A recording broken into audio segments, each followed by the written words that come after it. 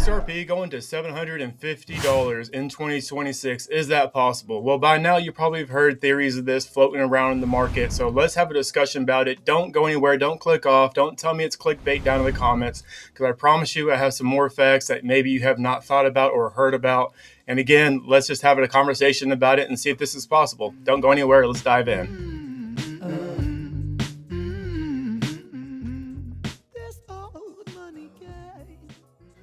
Okay, so by now you've probably heard this theory floating around that there is going to be a $750 XRP in 2026 or by 2026 or even $1,000. All these theories have been floating around. And of course, the math does not make sense when you look at it as the standard technical analysis with the market cap and the supply. But now you need to start thinking of it much differently, because what if this is priced as a commodity and not a security? That takes this equation completely different.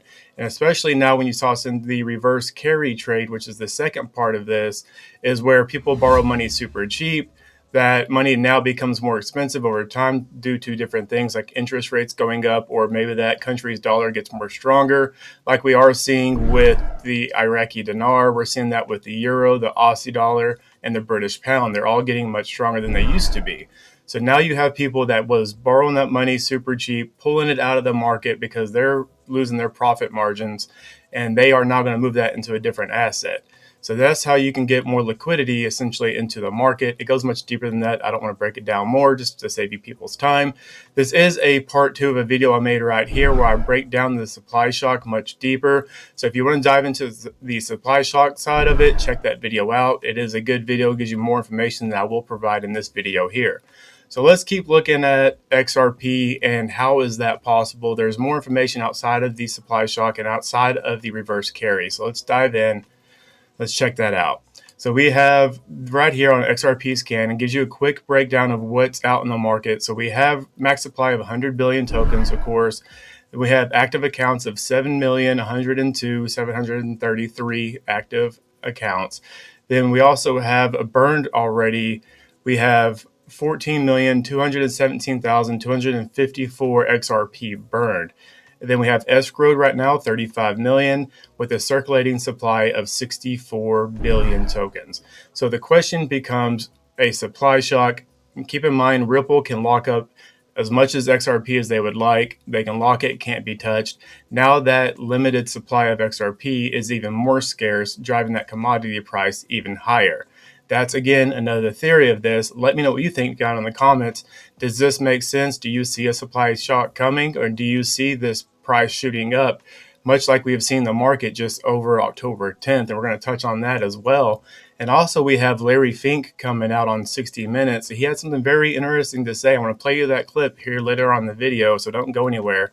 But let's keep going. Let's talk about XRP, Ripple, and their partnerships. That will show you the demand for XRP is very serious for these institutions. And we're going to start right over here from the DTCC, this is from August 22nd of 2022. And they're talking about Project Ion, which Ripple was very much a part of. And they tested XRP to make sure it could work. And keep in mind that DTC is a massive player. Let's dive in.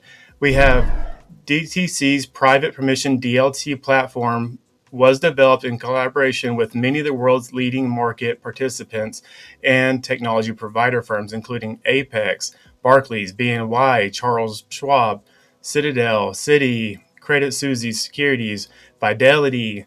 We also have Goldman Sachs, JP Morgan, Morgan Stanley. The list keeps going on. Robinhood Securities, State Street. And now we know you're going to have BlackRock diving in as well, so don't forget about that. But also keep in mind with these big names like BNY Mellon, you have ties directly to Ripple and RLUSD, as BNY Mellon is the custodian of RLUSD.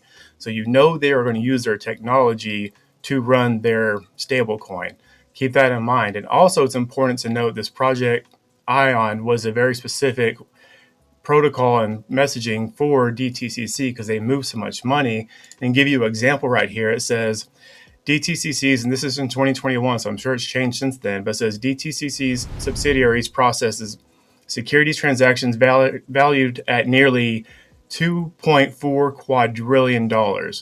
Its depository provides custody and asset servicing and securities issues from 177 countries and territories valued at US dollars of $87.1 trillion. So the DTCC is so massive, they need their own special messaging and protocol, which I did cover in a previous video where I showed you that Swift has its own protocol as well, just for the DTCC. So anybody that saw that, give it a little shout out down in the comments and let me know if you remember that. But that was huge in itself. So now we have Ripple being the person or the bank that needs to be the one controlling this much money because they have that technology to do it. Everybody's focusing on Swift, but there's more to it. Let's keep going. And this is from the DTC's-Patent themselves, from their chief innovation officer.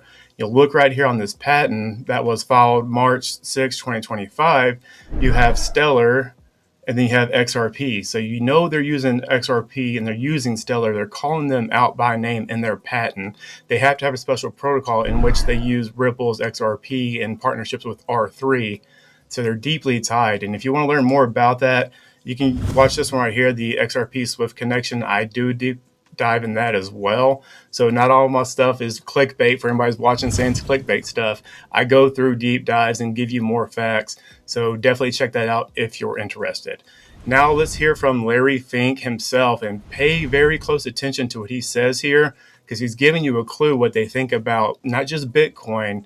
They're moving on and telling the world that it's more crypto. Pay attention. Don't go anywhere. About 30 seconds. Did say Bitcoin, because we were talking about Bitcoin then, was the domain of money launderers and thieves. But, you know, the markets teach you have to always relook at your assumptions. There is a role for crypto in the same way there's a role for gold. That is, it's an alternative.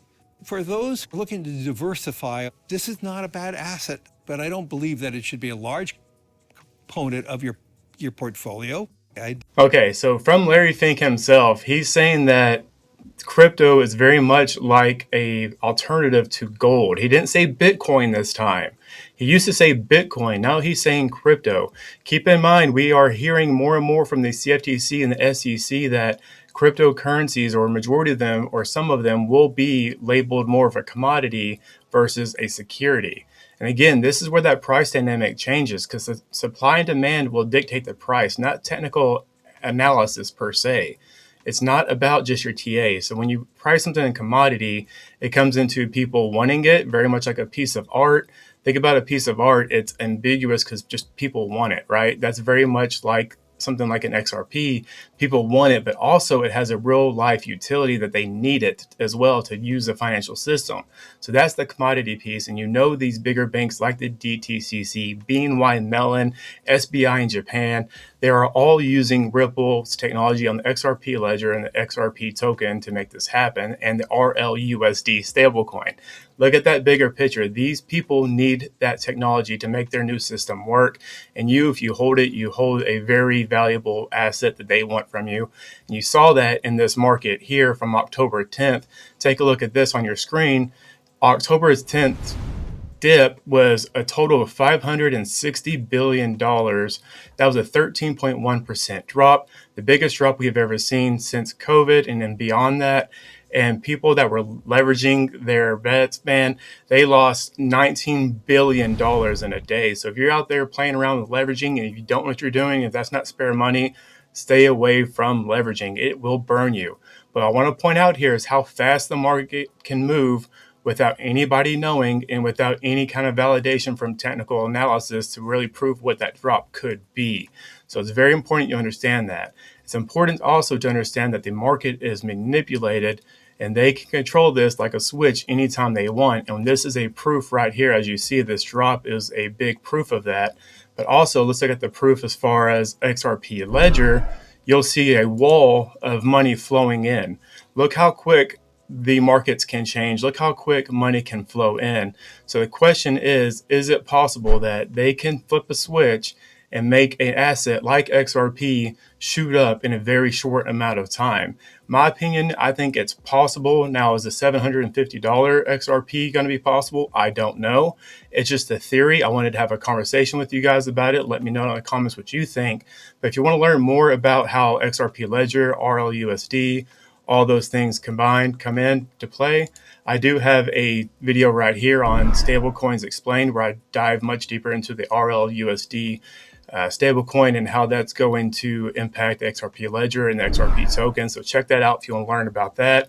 And then more importantly, I got something else for you guys. This is something that not any other creator I think is talking about. So I'm going to give this something special to you. If you've been in my community watching my stuff for a while, you've seen this information, but check this out. I found very interesting that right here on Swift's actual website, you'll see that you have November 8th, 2025. They have a Alliance Cloud update coming up. That's a mandatory one.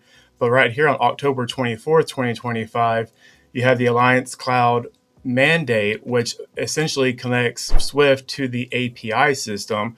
And keep in mind, API is what ISO 20022 is going to run on, and APIs is how networks connect. It's not necessarily the ISO 20022 messaging system, it's their API that allows them to connect. So keep that in mind. And on the 24th of this month, they go live with that test, quote unquote, but they are turning that on, making it now capable for the rest of the banks to connect via the ISO 20022. And if you want to learn more about that, I do have other videos that go into more deeper dives. Right now I have right here, you'll see I have this right here, Ripple Secrets Revealed. I cover SHX. I cover on 45 trillion. That is going to be the BNY Mellon Ripple connection. Then right here, these two right here, this is going to be the ZEBEC Ripple, then the ZEBEC Stellar. So if you want to learn more and you want to dive in, definitely check those videos out, because I promise you I go into some deeper dives that other creators aren't doing. And hopefully you enjoy this content, because I want to keep on making it. I want to get it to you guys. I want to give you actual valuable information that everybody can appreciate and everybody can use for their investments going forward. That's all I have for you on this video. But as always, take care of yourself, take care of the people around you, and become the change you want to be. And check those other videos out, because I promise you there's some valuable information in there. I'll see you on the next one.